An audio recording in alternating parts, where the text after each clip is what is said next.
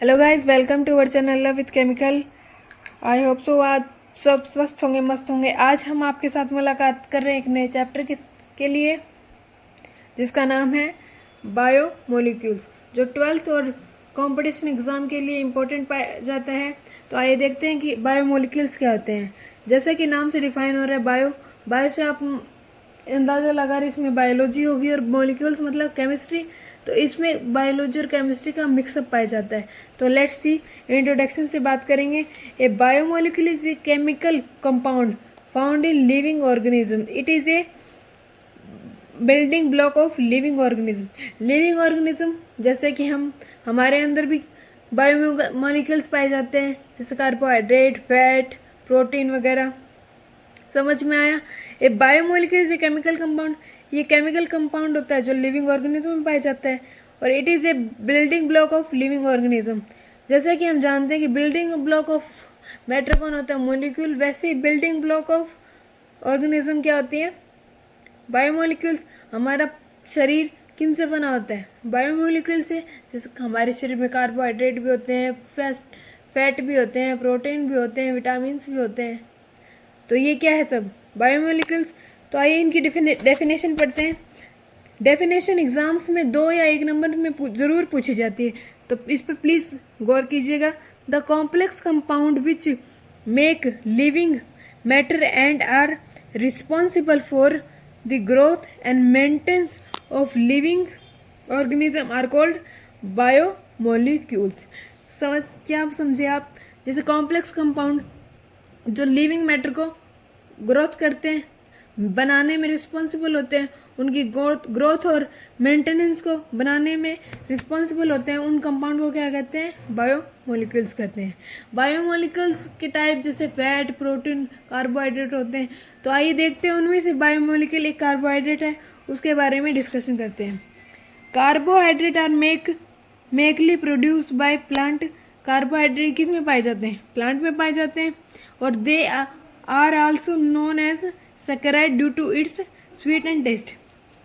Sweet और taste के कारण ये क्या कहते हैं? सैकराइड कहते हैं। समझ में आया? Sugar, glucose, fructose, starch, cellulose etc are important carbohydrate.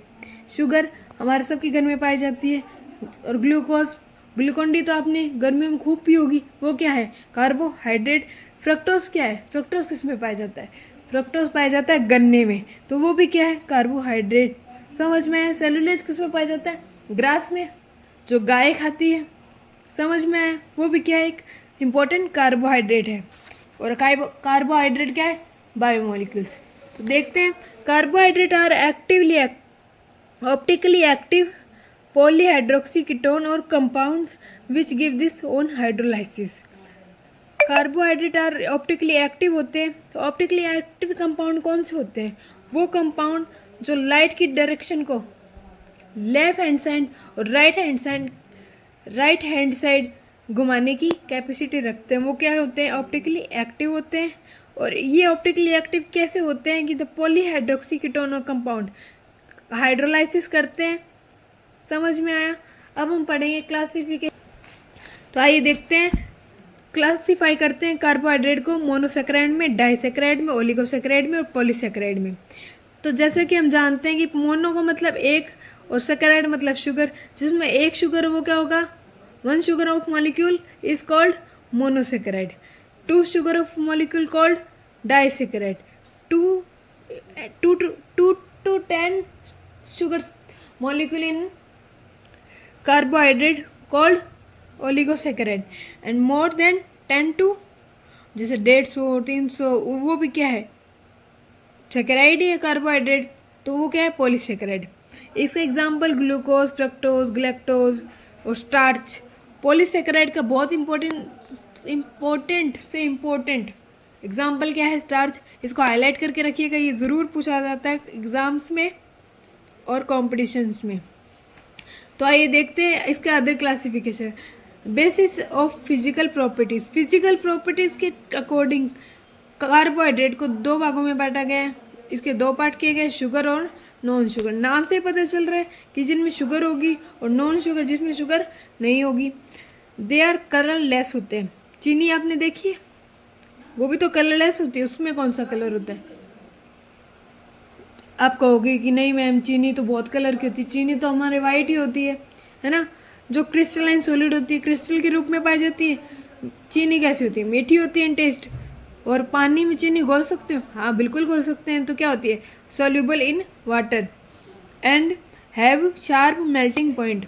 इनमें शार्प मेल्टिंग पॉइंट होता है, मतलब इनको आसानी से मेल्ट किया जा सकता है। एग्जाम्पल ग्लूकोज, फ्रक्टोज, सुक्रोज और लैक्टोज। और वहीं देखते हैं हम non sugar, they are colourless होंगे, टेस्टलेस भी होते हैं। और मॉर्फस सॉलिड होते हैं, इसको हाईलाइट करना। और पार्किंगली सॉल्युबल इन वाटर, मतलब कम सॉल्युबल इन वाटर होते हैं, लेस सॉल्युबल इन वाटर, जैसे स्टार्च, सेलुलोज, डेक्स्ट्रीन, ग्लाइकोजन। समझ में आया। एक most important point in they not have sharp melting point, इनका शार्प मेल्टिंग पॉइंट नहीं पाया जाता। तो आई होप सो आपको ये समझ में आएगा। Thank you for watching and more subscribe. Thank you.